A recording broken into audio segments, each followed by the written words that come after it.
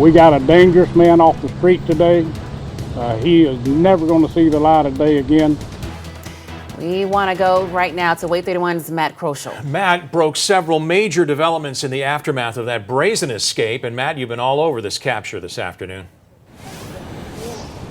And all eyes turning to Indiana tonight as this wraps up what has been several days of intense scrutiny as this manhunt now spreads 3 different states, people across the country following along every detail in this sordid tale. An escape that started here in Lauderdale County and ending in Evansville, Indiana. We're told by the sheriff there in that community that Casey White and Vicky White were inside of a Cadillac. That new information just coming down and confirmed there from the sheriff.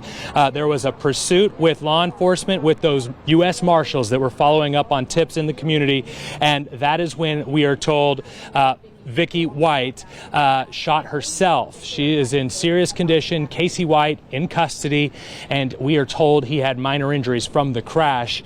A lot to unpack, but really the key to this entire situation that played out in Indiana, in Evansville, was that tip that came in from the owner of that car wash where last week spotted who he thought was Casey White on surveillance video with a truck.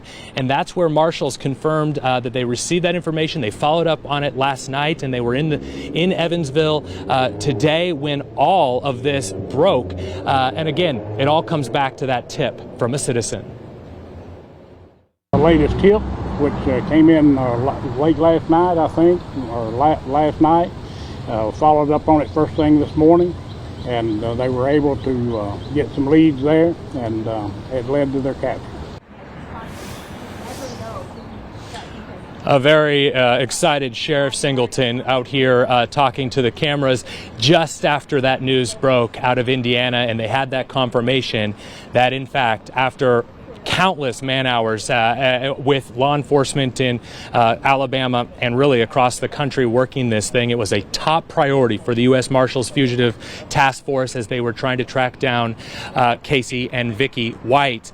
You know, all of this started last month at this point, so we're far beyond 2 weeks of just intense scrutiny and coverage of this story all across the country. People sending in those tips because they've been just following this sort of tale. We had a car stolen, we had a dumped vehicle up in Tennessee, and then those tips leading us to Indiana. So we've been there with you this entire time, bringing you the latest information as we learned it and as we confirmed that information. And so it's been just a very much so around-the-clock effort by law enforcement to bring these two to justice.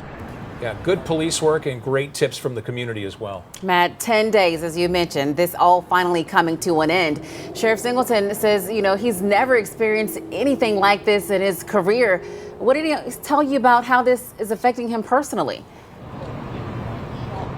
You know, I asked Sheriff Singleton that exact question. I said, you know, this seems personal for you. To have an inmate get out of your county jail is of course a blow to the ego for any sheriff, but then to have one of your employees of the year, numerous times, 17-year employee Vicky White, be involved with aiding this escape, and really to find out how much effort went into the preparation ahead of time.